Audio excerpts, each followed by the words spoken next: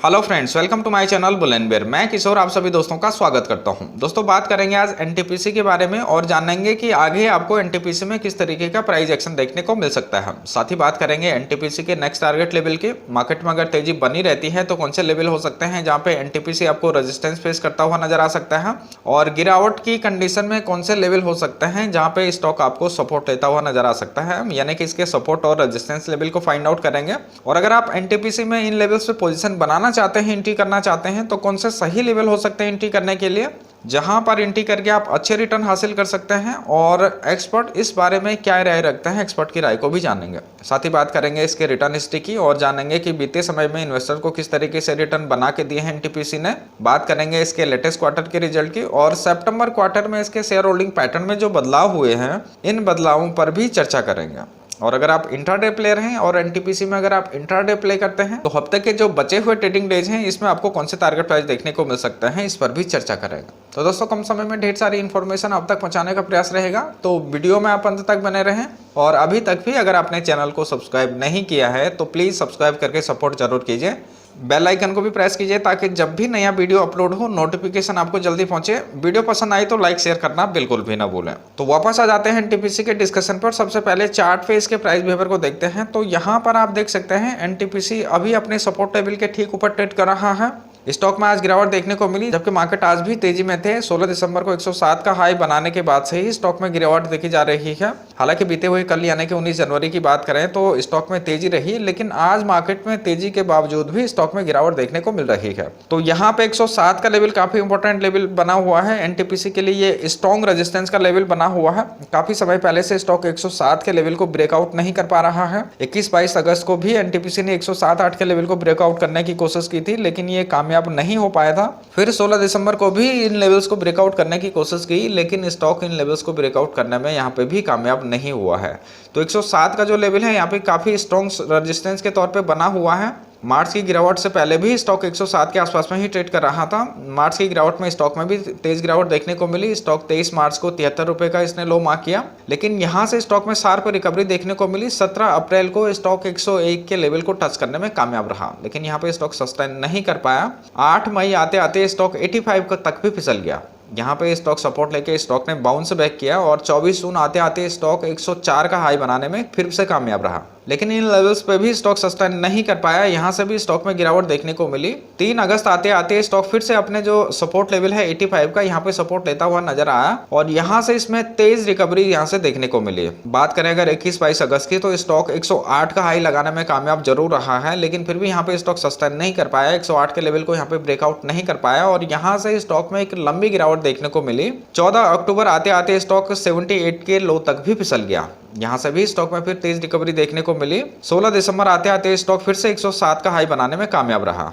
यहाँ से भी फिर स्टॉक में गिरावट देखने को मिली। 21-22 दिसंबर की गिरावट में स्टॉक में भी गिरावट रही और स्टॉक ने 94 का लो मार्क किया। 14 जनवरी की बात करें तो स्टॉक 104 का हाई बनाया, लेकिन स्टॉक ऊपर की तरफ बढ़ने के बजाय यहाँ पे नीचे की तरफ आता हुआ नजर आया। आज की बात करें तो स्टॉक में आज भी गिरावट देखने को मिल रही है। बात करें अगर इंडिकेटर विलियम परसेंटेज की, तो यहाँ पे स्टॉक अपने ओवरसोल्ड जोन से निकल चुका है। विलियम परसेंटेज का लेवल यहाँ पे -80 के आसपास में निकल के आता है। 200 डेज के मूविंग एवरेज की बात करें तो 92 का लेवल यहाँ पे निकल के आता है। 100 डेज के मूविंग एवरेज का भी लेवल यहाँ पे 92 निकल के आता है और 50 डेज के मूविंग एवरेज का लेवल यहाँ पे 97 के आसपास में निकल के आता है। तो यहाँ पे आप देख सकते हैं 200 डेज के मूविंग एवरेज की लाइन जो है 100 डेज के मूविंग एवरेज की लाइन को काट के यहाँ पे ऊपर की तरफ निकलती हुई नजर आती है।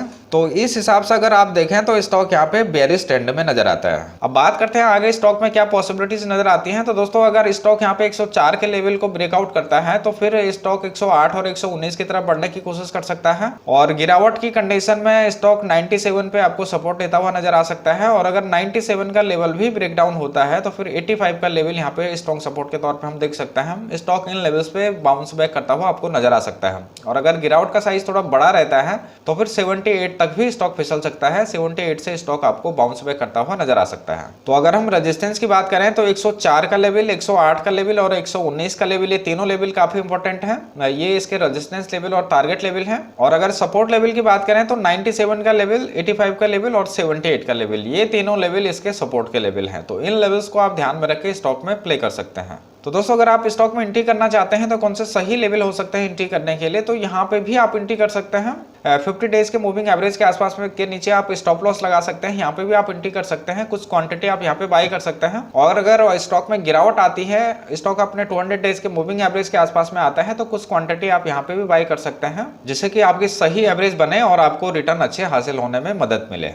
तो दोस्तों आगे बढ़ते हैं और बात करते हैं, अगर आप इन लेवल्स पे भी एंट्री करना चाहते हैं तो एक्सपर्ट इस बारे में क्या राय रखते हैं, एक्सपर्ट की राय को देखते हैं। तो टिकट डेटा ऑप्शन पे यहाँ पे 23 एनालिस्ट स्टॉक को कवर कर रहे हैं और 96% एनालिस्ट का मानना है कि स्टॉक में बाय किया जा सकता है। यानी कि 23 में से लगभग 22 एनालिस्ट मानते हैं कि स्टॉक में बाय किया जा सकता है। इन्वेस्टमेंट चेकलिस्ट को भी देखते हैं तो इसको 5 में से 5 पैरामीटर यहाँ पे ग्रीन सिग्नल देते हैं। इंटेंसिक वैल्यू का सिग्नल यहाँ पे ग्रीन है, जो क्योंकि जो अभी प्राइस चल रहा है वो इंटेंसिक वैल्यू से कम है। रिटर्न वर्सेज एफडी रेट की बात करें तो स्टॉक एफडी से ज्यादा रिटर्न देने में सक्षम है। डिविडेंड रिटर्न की बात करें तो स्टॉक अच्छा डिविडेंड ऑफर करता है। एंट्री पॉइंट का सिग्नल भी यहाँ पे ग्रीन है और नो रेड फ्लैग का सिग्नल भी यहाँ पे ग्रीन है। तो अगर आप इन्वेस्टमेंट चेकलिस्ट की माने, एनालिस्ट रेटिंग की माने, तो स्टॉक में बाय किया जा सकता है। अब बात करते हैं दोस्तों इसके रिटर्न हिस्ट्री की और जानते हैं कि बीते समय में इन्वेस्टर को इसने किस तरीके से रिटर्न बना के दिए हैं। तो अगर हम इसके मैक्सिमम टाइम की बात करें, यानी कि नवंबर हम 2004 से देखें तो स्टॉक 72% के रिटर्न देने में कामयाब रहा है, जो कि कम ही माने जा सकते हैं। पिछले 5 सालों की बात करें तो यहाँ पे नेगेटिव रिटर्न है, -9.54% के नेगेटिव रिटर्न है। पिछले 1 साल की बात करते हैं तो यहाँ पे -15.72% के नेगेटिव रिटर्न है। अगर हम पिछले 1 महीने की बात करते हैं तो यहाँ पे भी -3.39% के नेगेटिव रिटर्न है। पिछले हफ्ते की अगर हम बात करें तो यहाँ पे भी नेगेटिव रिटर्न है 0.59% के।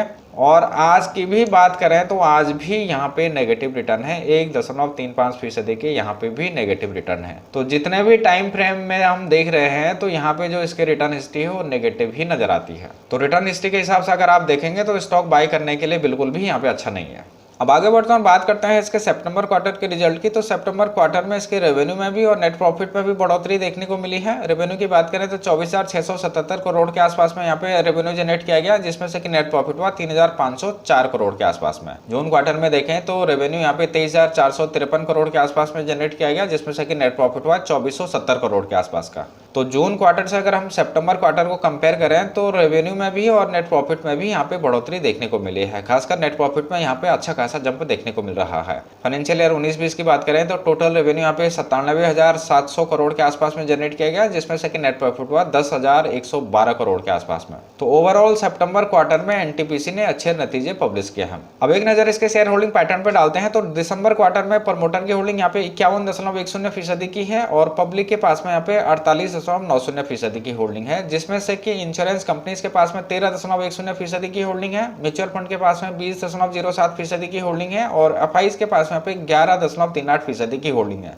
तो मैच्योरिटी शेयर होल्डिंग यहाँ पे प्रमोटर के पास में है, प्रमोटर के पास में यहाँ पे 51.02% की होल्डिंग है। और दिसंबर क्वार्टर में शेयर होल्डिंग पैटर्न में चेंजिंग की बात करें तो प्रमोटर की होल्डिंग में कोई भी चेंज नहीं हुआ है। एफआईज ने यहाँ पे 0.05% होल्डिंग को रिड्यूस किया है, म्यूचुअल फंड ने यहाँ पे 0.38% होल्डिंग को रिड्यूस किया है, इंश्योरेंस कंपनीज ने यहाँ पे इंक्रीज किया है 10.77% होल्डिंग को इंश्योरेंस कंपनीज यहाँ पे इंक्रीज किया है, अदर्स डीआईज ने यहाँ पे 10.06% होल्डिंग को रिड्यूस किया है, नॉन इंस्टीट्यूशनल इन्वेस्टर ने यहाँ पे 0.28% होल्डिंग को रिड्यूस किया है।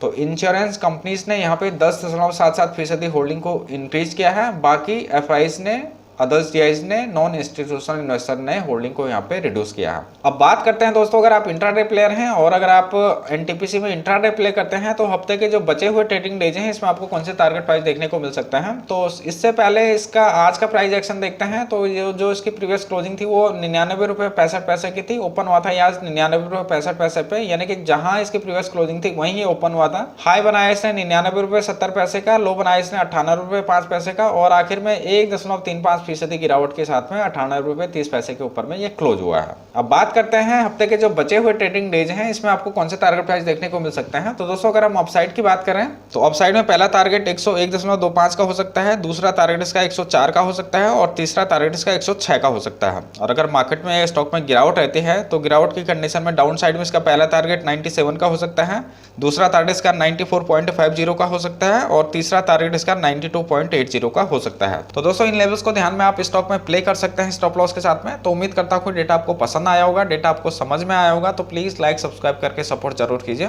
साथ ही अगर आप डीमेट अकाउंट ओपन करना चाहते हैं फ्री ऑफ कॉस्ट तो अंजल ब्रोकिंग में आप अपना डीमेट अकाउंट ओपन कर सकते हैं, लिंक डिस्क्रिप्शन में है, लिंक पे जाके आप आसानी से अपना अकाउंट ओपन कर सकते हैं और हमारे सपोर्ट ग्रुप से जुड़ सकते हैं। तो दोस्तों इस वीडियो में इतना ही, फिर मिलता हूँ, तब तक के लिए नमस्कार, जय हिंद।